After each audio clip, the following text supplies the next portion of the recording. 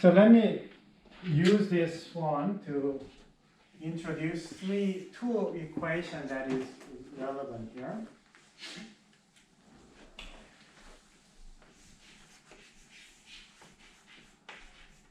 This is a quantity that we are also interested in. If there is a kind of a chemical reactions happening, and what will be the maximum work that can get out of from the chemical reaction? And this one is defined as what can be derived to be same as Helmholtz free energy differences. Okay. So this is what I call the max work. And this is under constant temperature. Max work.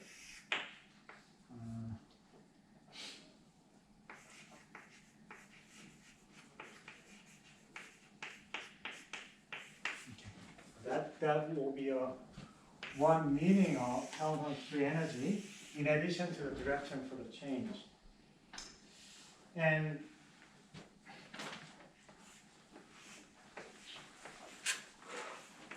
here I just draw the molecule.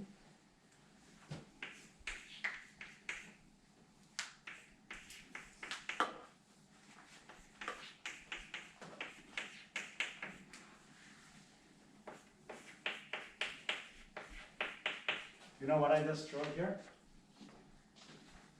What do you want to call this? Glucose. Hmm? No. Hmm? Yeah. Somebody say glucose. Yeah, it is glucose. At least you should say it's a sugar or saccharide. Okay, the sugar class of molecule. Either if it's a 6-member ring or there are 5-member ring, that's a fructose, and it's all the class of family of sugars. So this is the one thing that I want to think about. If you have a glucose, and that glucose is C6H12 oxygen, and it's a solid. And if 6, what is it? There's 6 oxygens. There's 6 oxygens. I forgot something. Yeah, 6 oxygens. Maybe I need to update my note. Okay. Anyway, the glucose, and then you can say, okay, what are the molar mass? And that's about 180 grams per mole. So if you eat 180 grams per mole of the glucose, and there is an oxidation going on, and you produce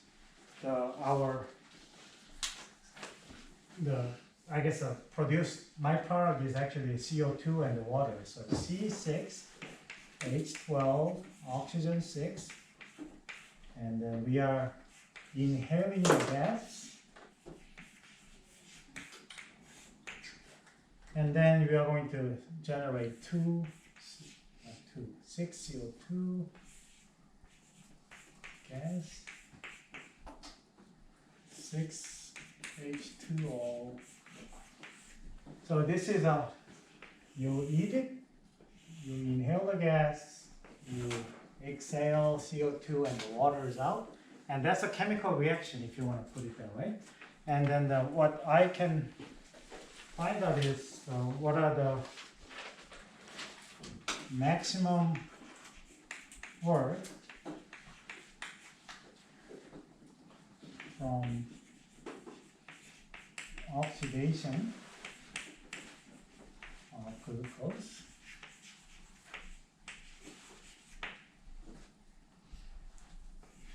One more, which is 180 grams, right? At 25 degrees C. So that's the one.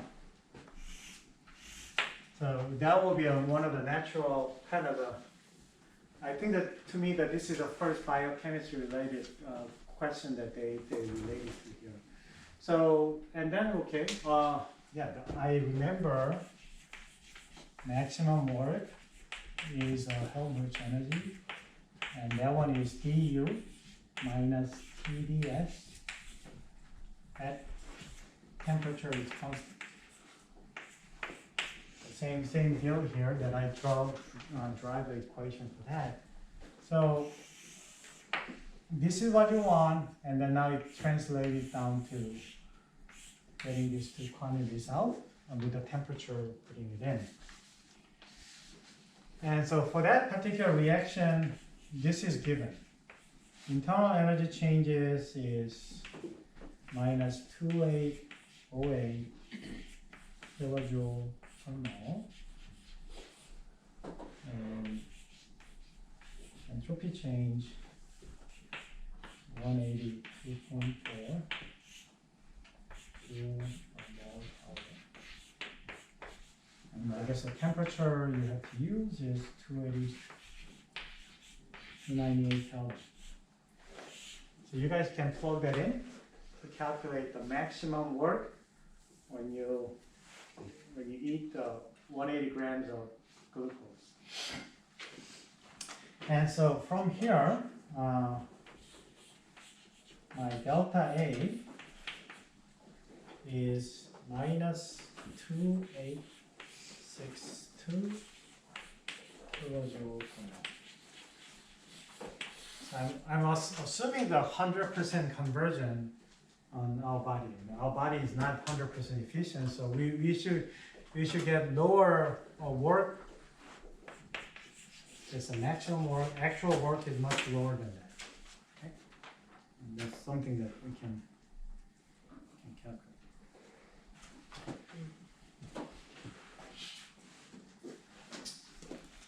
I guess this is still negative. Work is negative. You want to report your value of maximum work.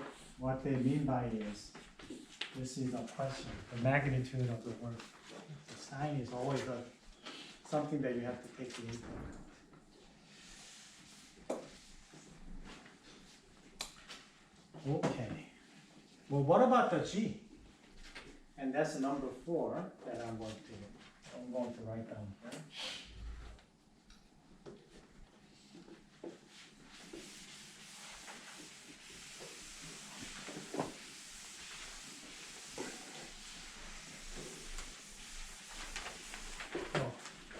So what I'm going to write down, and this is what it was before. The number 4 is work, what they call additional work, max is energy. So that's another meaning of the Gibbs free energy, and this is actually additional work other than volume expansion. So this is a max non-expansion.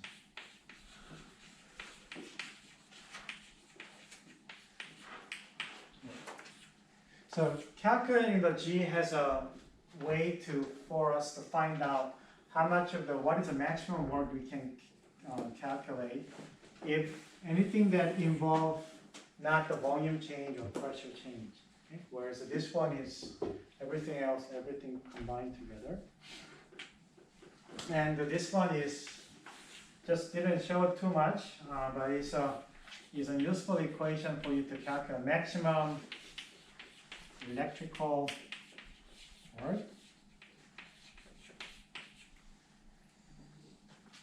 from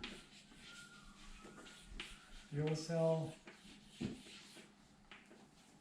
and essentially battery, okay? Electrochemical cells. So this system actually had their own equation that I'm going to talk about as a Nernst equation. But in principle, it is related to delta G. Okay?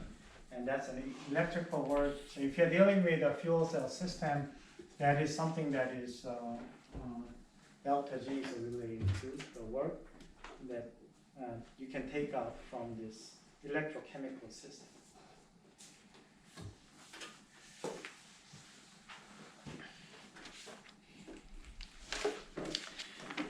I'll be happy to actually get rid of this section, and we can continue. Let me continue to write. There's awful similar stuff we talked about here. So now finally, we have two meanings on that. And this section is 3D-2.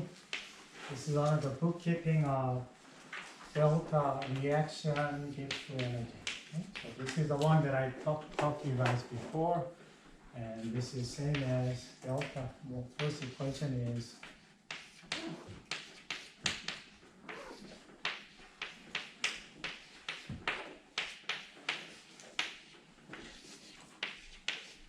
okay, so that's not so bad.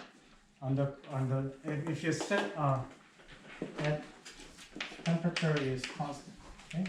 You specify the temperature and Gibbs free energy can be derived in this way.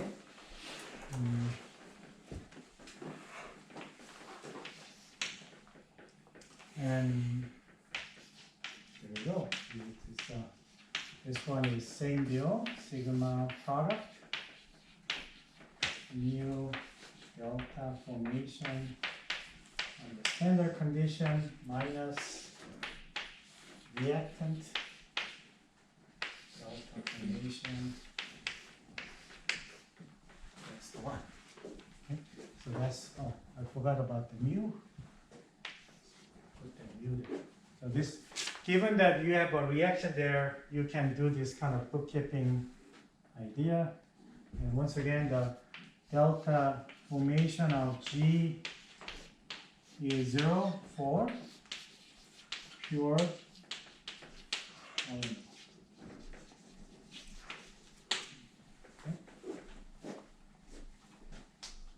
So that was wrong. So that's also should be used for your calculation. I want to look at this equation one more time. If you remember, let's just focus on the pure element here.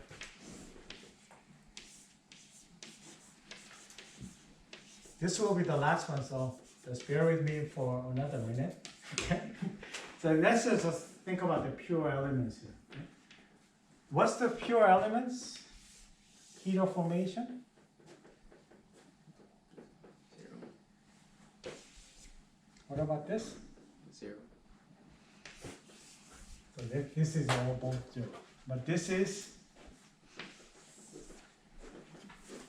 not 0, right? This is cannot be 0. It's always there's something. Okay? So always remember. I mean, it's wrong for me to put this one because this is for the reaction. So this is a formation, and that's different. I cannot put that in.